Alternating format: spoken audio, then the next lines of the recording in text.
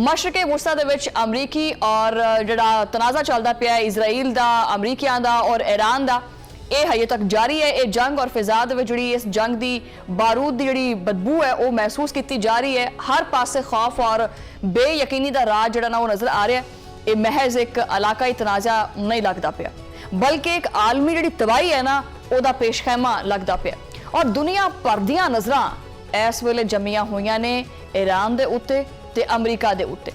जंगबंदी दियां कोशिशां जारी ने और बैक चैनल जिहड़ी सिफारतकारी है वो भी हुंदी पई है। ठीक है, कौन किदे गोडियां च बैठा होया है ये तां हुण जिहड़े मुज़ाकरत होणगे उस तो बाद ही पता चलेगा। और अमन दियां गल्लां दे पिछे पिछे जिहड़ा है ना वो कुछ होर भी तैयार किया जा रहा है। वो एक नवी जंग जिहड़ी तैयारी है वो लगदा पिया। अमरीका ने एक बार फिर दुनिया दी अखां दे विच जिहड़ा मिट्टी कट्टा है ना वो पाना शुरू कर दिता है। उन्हें बज़ाहिर तो अपने उत्ते एक अमन का लबादा उड़िया होया है कि जी मैं तो अमन चाहना वा। ठीक है, वाशिंगटन की तरफों जो ना वो ईरान नू 15 निकाती जो प्लान है ना वो भेजा गया। ये प्लान जो है वो बराह रास्त नहीं बल्कि पाकिस्तान के जरिए तेहरान पहुंचाया गया। अमरीका जो है इनू कहता है कि जी ये अमन का प्लान है और अमन का मनसूबा है। ये अमन के मनसूबे का इनू नाम दिता जा रहा है अमरीका वालों। लेकिन तेहरान के नज़दीक वो कहता है कि जनाब ये सिर्फ और सिर्फ साडे वास्ते है कागज़ का टुकड़ा, और उन्होंने वो फाड़ के सिट भी दिता है। ईरान ने आख्या कि जी इस नाम निहाद मनसूबे नू असीं ठुकराने, इहदी साडे अगे कोई वैल्यू नहीं हैगी। ईरानी हुकाम का यह कहना है कि ये अमन उमन कोई नहीं हैगा, ये सानू गुलाम बनाने दे मुतरादिफ है। ये जिहड़ा पट्टा साडे गल च पाना चाहते हैं ये पट्टा असीं नहीं पाना। ईरान का पैगाम जिहड़ा बड़ा दो टोक और वाज़े है। जंग का खात्मा हुण अमरीका की मर्जी नाल नहीं होएगा कि अमरीका आखेगा कि जी अब तुम ऐसे कर लो और असीं आखिए कि यस सर हम ऐसे कर लेंगे। नहीं, ये नहीं चलेगा। असीं बथेरा अपना नुकसान जिहड़ा चुकना असीं वो चक लिया, हुण नहीं मनना। ये फैसला हुण सिर्फ ईरान दी शर्तां ते होएगा, जो असीं चाहते हैं वो होएगा। मुज़ाकरत होने हैं या नहीं होने हैं तो कित्थे होने हैं, कदों होने हैं, इहदा वक्त की होएगा, ये सारा कुछ साडी मर्जी नाल होएगा। यानी ईरान ने आख्या कि साडी मर्जी नाल होएगा। ईरानी सिक्योरिटी इस्टैबलिशमेंट ने आपदी जिहड़ियां उन्हां दे 5 बुनियादी जिहड़ियां शर्तां ने उन्होंने टेबल ते रखियां ने, और इन शराइत नूं जिहड़ा ना वो वाइट हाउस के ऐवाना दे विच जिहड़ा ना वो खलबली समझा जा रहा है कि इन्हां शर्तां ने ऐवान दे विच एक खलबली मचा दी है। तेहरान ने अमरीका नूं जिहड़ा ना वो एक किस्म का शीशा विखाया है कि भी अपनी शक्ल देख ला, पहले ये शक्ल हैगी है गलबात करने वाली। प्रेस टीवी की रिपोर्ट के मुताबिक तेहरान ने वाजे तौर पर आख्या है कि वह हुण किसी भी अमरीकी धोखे दे विच नहीं आवेगा। ठीक है, और माजी की तारीख गवाह है कि अमरीका ने हमेशा वो जो कहते नहीं कि यार पीठ पीछे जो ना वो छुरा घोंपना, ये हमेशा इस तरह वार करता है। जो भी मुज़ाकरत की गल हुंदी है तो अमरीका ने जो ना वो हुंदी पई है मुज़ाकरत की गल, अमरीका नालों जो ना वो हमले भी तेज़ करता पिया। ईरान जो ना वो इन सारिया चीज़ों तो चंगी तरह वाकफ है और वो जी साजिश है ना अमरीका की उस तो कभी भुलिया नहीं हैगा। ईरानी कौम जी है हुण किसी भी खुशफहमी का शिकार नहीं होएगी। ठीक है, और ईरान की पहली और सब तो अहम शर्त जी है वो यही है कि हमले फौरी तौर पर बंद किए जान।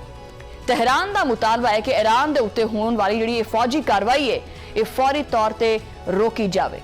टारगेट जी किलिंग है वह बुज़दिलाना जो सिलसिला है वह बंद किया जाए। दूजी शर्त केड़ी है? दूसरी शर्त यह है कि मुस्तकबिल के हवाले नाल एक ठोस और नाकाबिले तरदीद जमानत है। अमरीका नूं तहरीरी तौर ते उत्ते यकीन दहानी करानी पएगी कि वह दोबारा इदां दी जिहड़ी जुरत है ना ये दोबारा नहीं करेगा। तीसरी शर्त जिहड़ी है ये जिन्ना नुकसान चुकना पिया ना ईरान नूं इहदा मुआवजा देवे। जिहड़े डॉलर बहुत हैगे ने ना अमरीका ने कहा भी कढ जरा इधर डॉलर साढ़े वाले पासे कढ जरा, ये सारा नुकसान जिहड़ा ना उन्हें आख्या कि जी अमरीका भरेगा। अमरीका ने ईरान के बुनियादी ढांचे नूं जो नुकसान पहुंचाया है इहदा एक एक पाई का हिसाब देना पएगा अमरीका नूं। ठीक है, वो लैके देवे फिर अपने ब्रदर नेतन्याहू कोलों। ये मुआवजा डेफिनेटली ईरान का हक है, कोई भीख नहीं हैगी, कोई खरात नहीं है कि अल्लाह दे नाते मैनूं दे दे कुछ, इदा नहीं हैगा। चौथी शर्त केड़ी है? चौथी शर्त यह है कि ईरान के इलाकाई इतिहादियां का तहफ़ुज़ मंगया उन्हें। हिज़बुल्ला, हमास और दीगर मज़ाहमती ग्रोहां के खिलाफ कार्रवाइयां बंद कीतियां जान। ईरान आपदे भरावां नूं तनहा नहीं छड्डेगा। पंजवीं शर्त केड़ी है? वेरी इंपॉर्टेंट, समंदरी खुद मुख्तारी आपने हुरमुज़ दे उत्ते ईरान का जिहड़ा मुकम्मल तौर पर इख्तियार है उन्होंने मनो, उन्होंने तस्लीम करो। ठीक है, तेहरान आपदे समंदर दे विच किसी भी दूसरी कुवत की मुदाखलत बर्दाश्त नहीं करेगा। यानी तू मामा लगदा है इत्थे, ठीक है, ये साडी जिहड़ी है ना वो खुद मुख्तारी है और इहदे ते साडा ही राज चलेगा। कोई भी ऐरा गैरा नथू खैरा दोबारा जिहड़ा ना इहदे उत्ते टारगेट नहीं कर सकदा। ईरान के वज़ीर खारजा अब्बास अरागची ने आख्या कि ईरान जंग नहीं चाहता बल्कि तनाज़े का मुस्तकिल खात्मा चाहता है।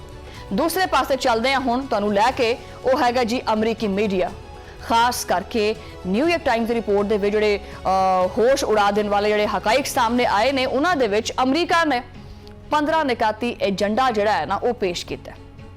15 निकाती एजेंडा दरअसल ईरान की खुद मुख्तारी के उत्ते हमला है। बई देखो जिहड़े मैं तुहानूं 5 जिहड़ियां शर्तां सुनाईयां ने, जिहड़ी जिन्हों आपां पंजाबी च कहंदे ना कि बंदियां वाली गल होई, उन्हें 5 गल्लां कीतियां भी आ गल्लां मेरियां मान ला। तो इधर 15 निकात एजेंडे इन्हें बुढ़ियां वाला सिस्टम किया कि मेरे साथ मुझे ये भी चाहिए, मुझे ये भी चाहिए, मुझे ये भी चाहिए, ठीक है, ये जनानियां वाली हरकतां हो रही हैं। ये मनसूबा ईरान के हथ पैर बनन के मुतरादिफ है, जिन्होंने कहते हैं कि यार हथ पैर तोड़न के मुतरादिफ, किसी जिन्होंने कहते ना कि लूला लंगड़ा कर देना, ये उहदे मुतरादिफ है। वाशिंगटन की चाहता है, वाशिंगटन चाहता है कि जी ईरान आपदा एटमी प्रोग्राम हमेशा वास्ते दफन कर दे, ठीक है। नतंज और इस्फहान और फरदोद वर्गे जिहड़े हसास मराकज़ ने उन्होंने जिहड़ा ना वो मुकम्मल तौर पर खत्म करे, इसका मुतालबा किया जा रहा है। अमरीका चाहता है कि ईरान दियां बरसां दी मेहनत और जिहड़ी साइंसदान ने उन्हां दियां कुर्बानियां जिहड़ियां ने वो ज़ाया हो जान। अफजोदा यूरेनियम का जिहड़ा हैगा जखीरा वो भी IAEA दे हवाले किया जावे। अच्छा, ये तो खुली ईरान की सिक्योरिटी के उत्ते समझौता करन दी गल है। ईरान के मिसाइल प्रोग्राम नूं भी निशाना बनाया गया। अमरीका चाहता है कि ईरान आपदे दफा वास्ते कोई भी हथियार ना रखे, यानी मैं ईरान नूं कुटा मारा ते ईरान अगों सी भी ना करे, कुसके भी ना, रोवे भी ना, ठीक है, और अपना दफा भी ना करे। बैलिस्टिक मिसाइल्स जिहड़ी तादाद है और उनकी रेंज है ना वो भी महदूद की जाए। यानी ये चाहता है कि इनकी रेंज जिहड़ी है वो बस कोई 1 किलोमीटर 2 किलोमीटर आपदे ही इलाके दे विच होवे, साडे वल ना आवे। अमरीका का यह मनसूबा जिहड़ा हैगा है वो अमन प्लान जिहड़ा ना वो घट लगदा पिया और ईरान नूं बेबस करने की कोशिश ज्यादा लगदा पिया। ईरान का एक अमरीका का एक होर मुतालबा है कि ईरान के इलाकाई असर रसूख को खत्म करना है। वाशिंगटन ये चाहता है कि ईरान जिहड़ा है वो आपदे जिहड़े हामी ग्रुप्स ने उन्हां दी इमदाद फौरी तौर पर बंद करे।